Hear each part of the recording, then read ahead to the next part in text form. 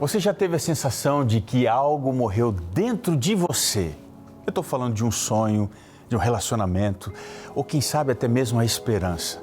Por mais que você tente, parece que não tem mais volta. E se o lugar que parece ser o fim for exatamente onde Deus começa a fazer algo novo? Na cidade de Jerusalém, colocaram um corpo sem vida dentro de um jardim. Uma pedra foi usada para fechar aquela tumba. O silêncio tomou conta e tudo agora parecia terminado.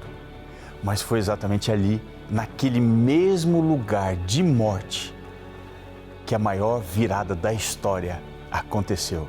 Hoje, nós vamos até o Jardim do Sepulcro e você vai descobrir como Deus transforma finais em recomeços. Fica comigo, porque o programa já começou. Eis que vem dias, diz o Senhor Jeová, em que enviarei fome sobre a terra, não fome de pão, nem sede de água, mas de ouvir a palavra do Senhor. Jesus respondeu, está escrito, nem só de pão viverá o homem, mas de toda palavra que sai da boca de Deus. Está escrito. Apresentado por Robson Menezes. Estamos juntos aqui mais uma vez. Você que já faz parte da família Está Escrito, seja muito bem-vindo, muito bem-vinda. Você que está chegando agora, olha, que alegria te receber. Deixa eu me apresentar, sou Robson Menezes e esse é o seu programa Está Escrito, momento que a gente vai à Bíblia para extrair sentido, significado, propósito para a nossa vida, para a nossa existência, porque tudo começa com a palavra de Deus. Com a palavra, Ele criou tudo e com a palavra, Ele refez todas as coisas. Então, você está no melhor lugar, TV Novo Tempo, você está no melhor momento, no programa Está Escrito, para que Deus faça algo na sua vida. Você está precisando de um milagre? Está precisando de uma bênção? É dinheiro, é paz, é amor, é saúde? Está enfrentando um diagnóstico terrível? Então, olha, saiba que Deus, nesse exato momento, está falando com você que Ele tem algo preparado para a sua vida. Você aceita isso? Bom, já que esse é o seu programa Está Escrito, já que você está chegando aqui, deixa eu te dizer uma coisa. Nós temos aqui um quadro, Responde Aí, Pastor, onde a gente fala de alguns assuntos que chegam para nós através de pergunta. E chegou o momento do quadro onde a gente vai responder mais uma pergunta. Então, Dani, pode rodar a vinheta. Responde aí, pastor. Responde aí, pastor. Responde aí, pastor. Responde aí, pastor. Vamos lá, qual que é a pergunta de hoje? Pode colocar na tela, Dani. A pergunta é, Pastor Robson, como lidar com a pornografia que tem afetado tantas vidas, inclusive a minha? Sinto que isso tem prejudicado minha vida espiritual e meus relacionamentos. Nem sempre é fácil admitir isso, mas esse é um problema silencioso que cada vez mais tem afetado muitas pessoas. Felizmente, o vício na pornografia é uma realidade silenciosa que tem corroído a vida de muitas pessoas. Além de afetar a autoestima, de atrapalhar também os relacionamentos, a pornografia ela acaba criando um distanciamento no plano da pureza, a liberdade que Deus sonhou para cada um de nós. Quando a gente vai no Evangelho de Mateus, capítulo 5, o verso 28, Jesus ele faz aqui um alerta muito grande. Ele diz assim, eu porém vos digo, todo aquele que olha para uma mulher com uma intenção impura, sabe o que ele está dizendo? Já cometeu adultério com ela no coração. E isso aqui vai mostrar que Deus se importa não só com o nosso comportamento exterior, Ele também está preocupado com o que a gente cultiva aqui dentro da mente, no nosso coração. O teólogo Dietrich Bonhoeffer, ele disse uma coisa, que o pecado, ele é mais ou menos como se fosse um redemoinho. Quanto mais nós tentamos lutar sozinhos, mais a gente perde a força. Mas quando a gente clama a Deus, nós somos resgatados de águas profundas.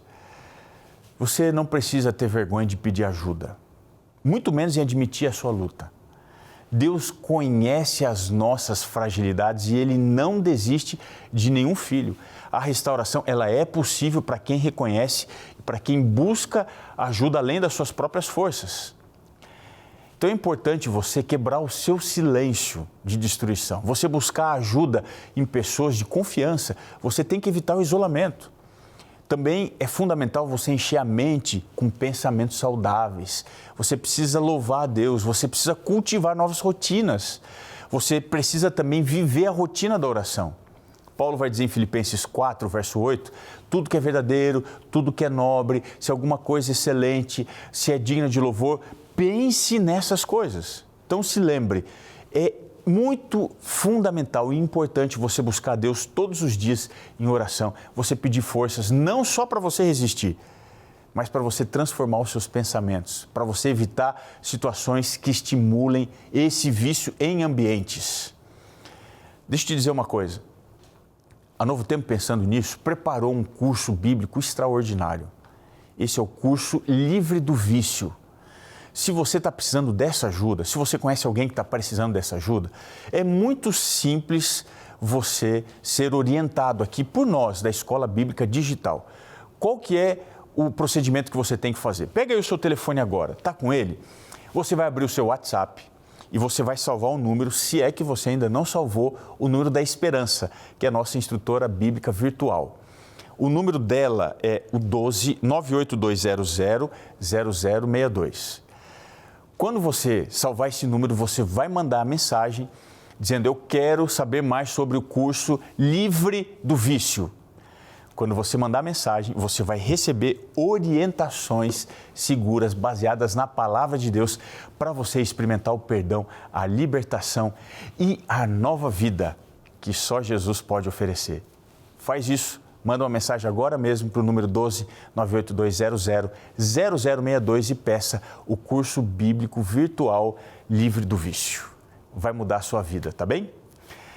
Vamos entrar no tema de hoje e nós vamos falar hoje sobre uma cena, uma realidade que fala de sofrimento, de angústia, de término. Mas para você entender como Deus nos ajuda quando tudo aparentemente deu errado, eu quero agora imaginar com você uma cena. Tenta imaginar aí na sua mente uma cena. Pensa, se você consegue aí, fechando os olhos, quem sabe, enquanto me ouve, pensa em um jardim. E vai imaginando que esse jardim, ele está inserido dentro de um silêncio arrebatador. Continue imaginando. O dia ainda está começando. O ar, ele está pesado. No meio desse jardim tem um túmulo e esse túmulo está fechado. Agora, me responde uma coisa com sinceridade. O que você espera encontrar em um lugar assim? Morte, luto, sofrimento, fim, perda, um silêncio definitivo e constrangedor. Todas essas reações, todos esses sentimentos fazem parte de um lugar como esse que eu estou descrevendo para você. Normalmente, um sepulcro, um cemitério, é o lugar onde as pessoas veem a sua história terminar, onde os sonhos são enterrados, onde as lágrimas são derramadas, onde a gente aprende de uma forma muito dura que não tem mais volta. Mas se eu te dissesse que exatamente nesse lugar, onde existe um jardim, o fim não foi o fim, um lugar em que a morte encontrou um inimigo muito mais forte, que conseguiu destruí-la. E mais do que isso, e se Deus tivesse transformado justamente esse lugar de dor no ponto de partida da maior história de esperança que já existiu? Veja, quando a gente analisa esse lugar sobre essa ótica, a gente vê que tudo muda. Se você está vivendo algo assim, o luto, o sofrimento, a dor, porque alguém morreu, porque você sabe que realmente acabou, um sonho morreu, quem sabe uma fase importante da sua vida terminou, uma esperança que você tinha, ela desapareceu diante dos seus olhos. Se no seu coração você diz assim, tem um sepulcro aqui fechado, é só dor, só sentimento ruim, eu queria que você começasse agora a imaginar e a perceber que hoje nós vamos até esse lugar, até esse jardim especificamente, para você descobrir que Deus tem um padrão. Ele sempre trabalha exatamente onde todas as coisas parecem ter chegado ao fim. A gente está aqui no programa Está Escrito, seguindo com a série Pelos Muitos Caminhos de Deus. A gente está fazendo uma jornada juntos aqui pelas Escrituras para entender que cada lugar na Bíblia tem uma lição profunda para a gente, para entender mais sobre Deus, sobre o coração humano. E se você perdeu algum dos episódios anteriores, você pode ir com muita calma. Entra no YouTube. É só você acessar lá no nosso canal, @estaescritoNT. Você vai encontrar esse episódio, você vai poder rever, vai poder assistir os episódios que você perdeu, vai compartilhar e as outras pessoas também vão ser muito abençoadas como você foi. Nessa série aqui, a ideia em explorar os lugares da Bíblia é entender que nós não estamos falando só sobre lugares, nós estamos falando sobre caminhos que Deus apresenta para nós. E hoje eu quero que você me acompanhe no Evangelho de João. A história é sensacional, a maior de todas da Bíblia. João 12, o verso 24. Preste atenção o que diz aqui o texto. Ele diz assim: em verdade vos digo, que se o grão de trigo caindo na terra não morrer, fica ele só. Mas se morrer, produz muito fruto. Você percebe o que Jesus está dizendo? Ele está dizendo que existe vida que só nasce depois da morte. É uma figura muito poderosa. É exatamente isso que a gente vai entender aqui agora no programa Está Escrito. E eu quero, primeiramente, trazer uma lição para você relacionada a esse jardim. O jardim que está entre a aparência e a verdade. Mas deixa eu te levar um pouquinho mais para dentro desse cenário. Vamos olhar aqui para Jerusalém. Jerusalém, a cidade sempre foi cercada por jardins. Esses jardins aparecem como lugares de oração, como lugares de silêncio, lugares onde as pessoas tiveram encontros com Deus. Nesse lugar, especificamente dos jardins, estavam vinhas, você encontra oliveiras, você encontra caminhos e lugares onde as pessoas buscavam respostas ali. O próprio Jesus, em alguns momentos importantes da sua vida, ele escolheu o jardim como seu refúgio secreto. Foi assim com o Getsêmani. No Getsêmani, Jesus chorou, Jesus lutou, mas ele acabou se rendendo à vontade do Pai. Olha só o que diz aqui no Evangelho de João, capítulo 18, o verso 1. Preste atenção o que diz aqui. Depois de fazer isto, aqui o contexto é a noite em que Jesus foi traído. Ele tinha participado da ceia no cenáculo, tinha saído com os discípulos e depois de ter feito isso, diz aqui o texto, Jesus saiu juntamente com os seus discípulos para o outro lado do ribeiro Cedron, onde havia um jardim. E diz aqui a última informação do verso, e aí entrou com eles. Existe aqui uma coisa muito curiosa em tudo isso. Nem todo jardim em Jerusalém carregava o mesmo significado. Alguns jardins eram belos, eram organizados, eram visitados, mas não tinham no seu significado uma experiência real com Deus. Isso aqui não é apenas um detalhe histórico, não. Isso aqui é um alerta muito importante para a vida espiritual. O escritor cristão chamado Philip Yancey, ele vai fazer uma observação muito interessante sobre esse ponto. Deixa eu ler aqui para você o que ele escreveu. Ele diz assim: Jerusalém é uma cidade onde o passado concorre com o presente e o sagrado às vezes se mistura ao comercial. É uma cidade de contrastes. Você percebe o que isso significa? Nem tudo que parece sagrado de fato carrega a presença de Deus. E isso aqui vai nos levar a uma verdade muito séria. Existe uma diferença profunda entre você estar em um ambiente religioso e você viver uma experiência real com Deus. Lá na época de Jesus, muitas pessoas conheciam os lugares, eles frequentavam aqueles lugares, eles observavam, mas eles não discerniam o que Deus estava fazendo ali.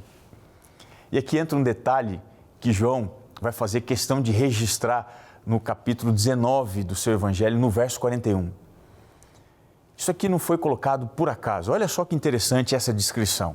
Ele diz assim: no lugar onde Jesus foi crucificado, portanto, no Gólgota, lá na cruz, naquele lugar, diz o texto, havia um jardim, e no jardim um sepulcro novo. Esse sepulcro pertencia a José de Arimateia, um homem que pertencia ao sinédrio da época, um homem rico. Percebe só que isso daqui não é só sobre geografia. A mensagem da Bíblia, ela é muito interessante.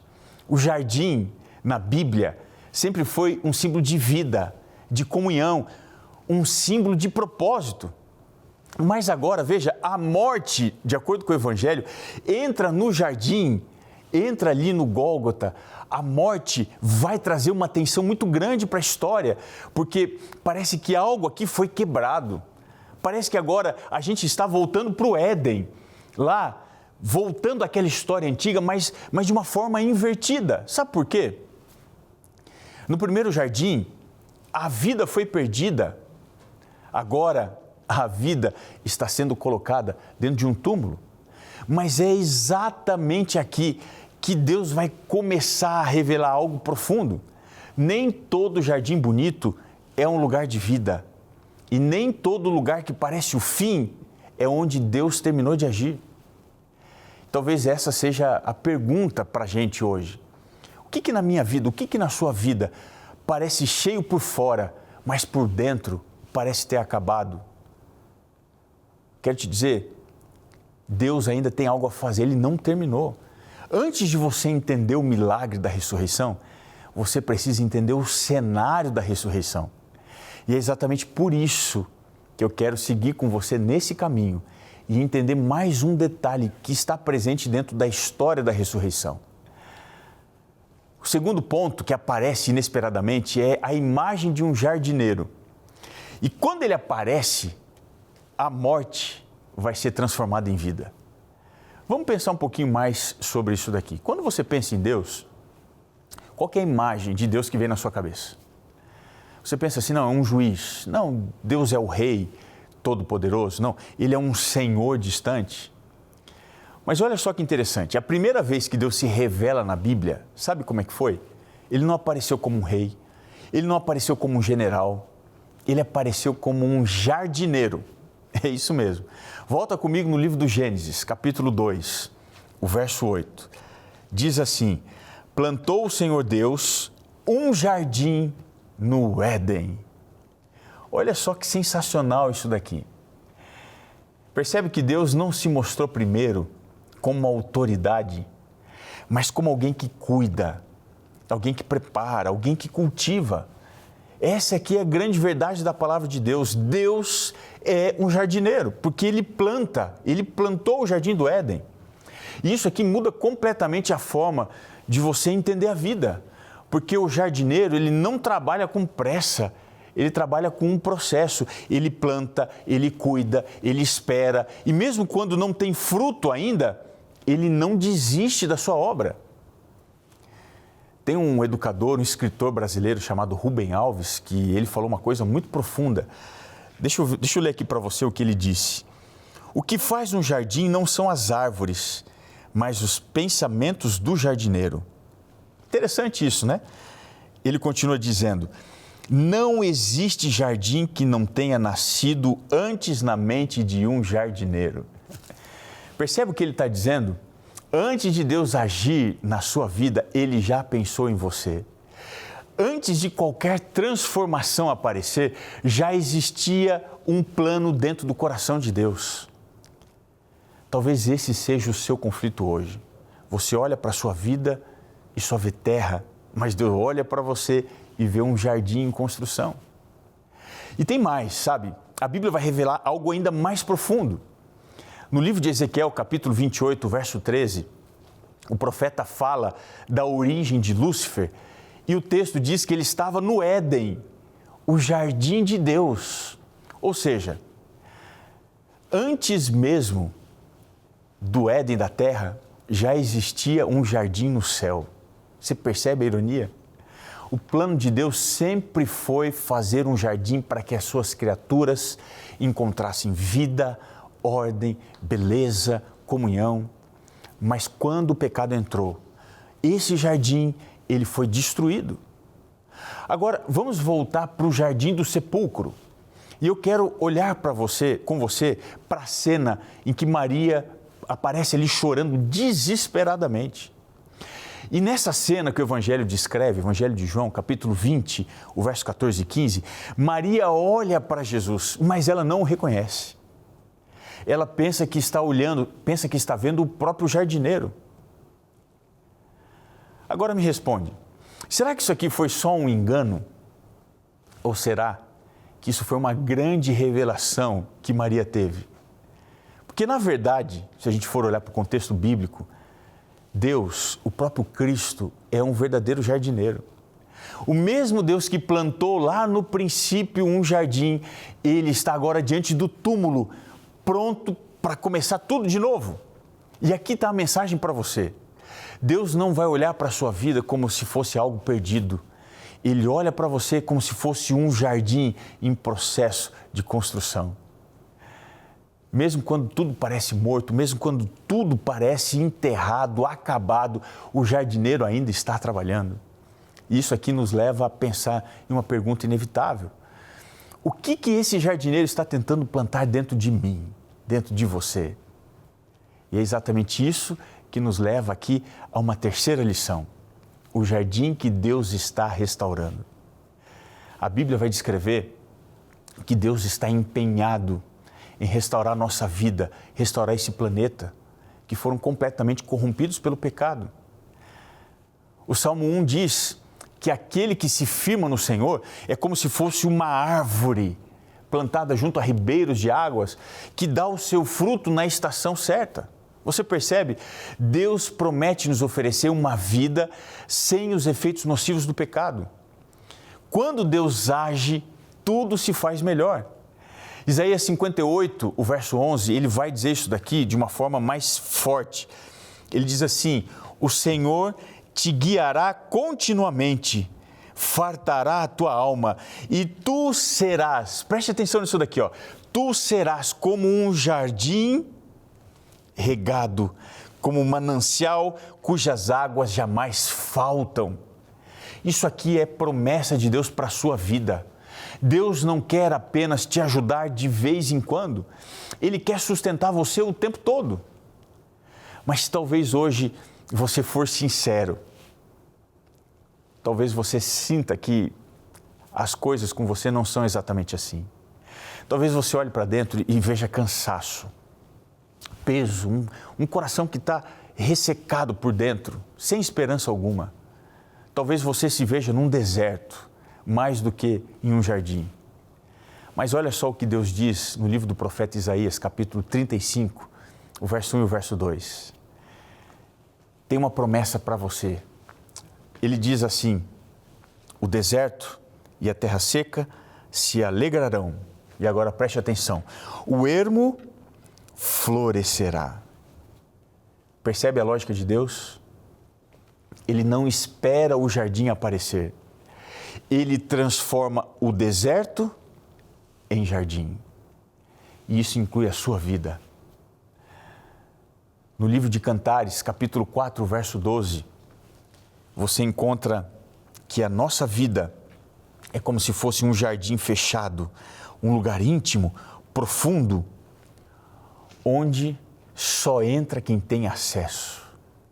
E aqui está a pergunta mais importante: quem tem acesso ao jardim da sua vida hoje?